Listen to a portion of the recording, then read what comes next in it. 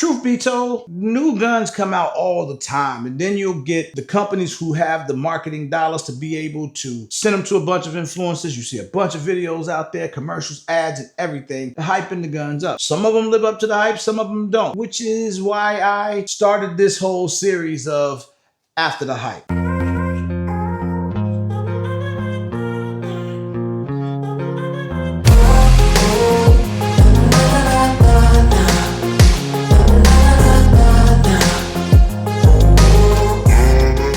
Yo, what's going on, good people? It's your boy RGG, a regular gun guy. Welcome to my YouTube channel, where I bring you gun content that everybody can relate to. If this is your first time here and you enjoy this video, leave me a thumbs up and smash that sub button. And if you return to the channel, I appreciate you more than you'll ever know. Now, before I get into this, I am recording my first video from my new office here in Chicago, or just outside of Chicago, should I say. I'm actually inside my shipping container. It's pretty much done. Still got to put some more furniture in here, but I got my desk in, I got some other stuff. I want to shout out all the people who contributed to this new journey. Everybody who bought stuff on the Amazon wish list, which I will leave a link in that in the description. We're going to have a big giveaway in another month or so for people that bought anything off of the Amazon wish list. So I appreciate you guys big time, and all of those items will be in this container, and I'll have a video on it once everything is finished and completed. All right, y'all. So today's After the Hype episode is on none other than the MAC-9 DS Comp. This is the 4¼ version that I have here. They came out with several different versions of this gun, and it was kind of billed as a less expensive staccato style gun. Personally, I thought that was a bold statement to say that. Staccato's been doing this for so long. But once I got my hands on it and had the opportunity to actually shoot the gun, man, I ain't gonna lie, I was impressed.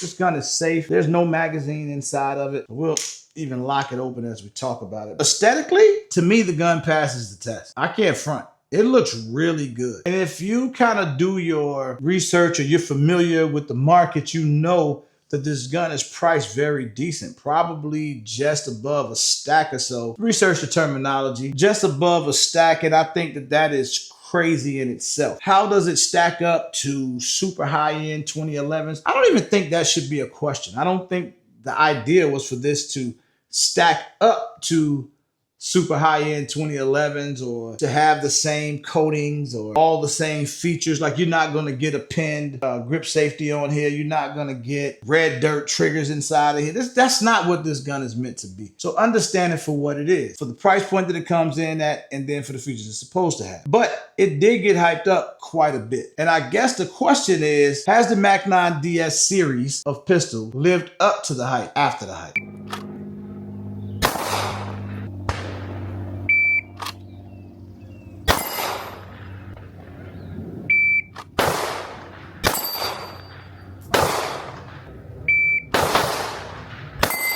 So right now, I probably got about, I say 1,500 rounds or so. I know I'm well over 1,000 for sure. Probably around the 1,500 round mark. I don't have no 4,000 or 5,000 rounds through it, but I do enjoy shooting it. I've had it banging around inside my gun bags. I don't always keep it tucked away all neat and babying it. So I've banged it up a little bit. So it's got a few nicks, you know, from taking it in and out of the holster. You can see right in this area.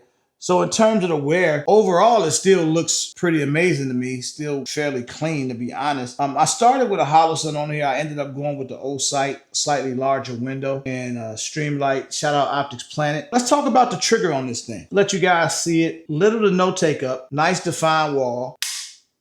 Now that's probably 4.5 pound trigger. Reset. Nice crisp.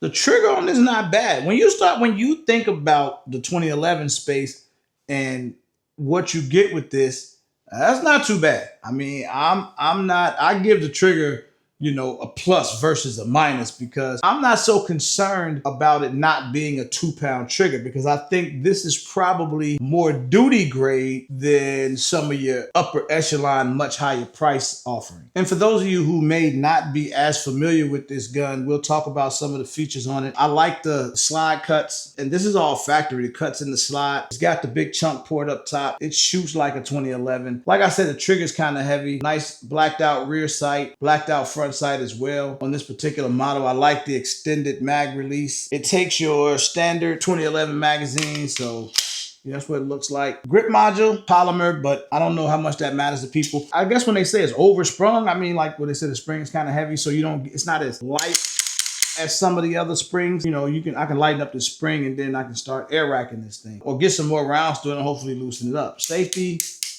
nice. Aesthetically, it's pleasing. As far as reliability, at the 1500 round point where I think I'm at, right in that area, I have not experienced any malfunctions thus far, but who knows going into the next 1500 rounds. But I'll definitely keep you guys posted because I'm going to run this through my practical rating system that I like to do. Will I upgrade it? I'm thinking about it. Now, I've thought about a couple different things, either putting an aluminum grip module on here or either putting a Prodigy grip module on here, which I do have, and maybe lighten up the trigger, maybe just because I'm not using it for duty purposes. Does it need it? Absolutely not. I don't think it needs it. Would it be cool? Yeah. Between this and the Prodigy, I think it's probably two of the most aesthetically pleasing upgradable 2011s you can get in terms of what people consider affordable in the 2011 space. These guns are over a band, so I don't know if that's considered budget anymore. Some of y'all got some long pockets, man. So look, I'm finna get up. I'm gonna walk out here on the range. We're gonna run a couple magazines through this thing just for kicks and giggles because I have not ran any rounds through it, and you know,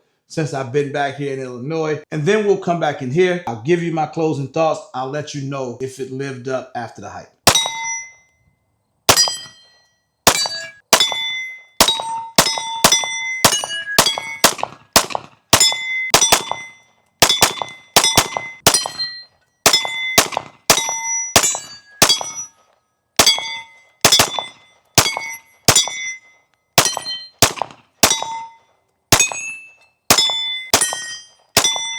You notice I didn't speak a whole lot about accuracy when I was inside. I'll talk more about that when I do the practical rating on the gun, but I just wanted to talk about it living up, you know, after the hype.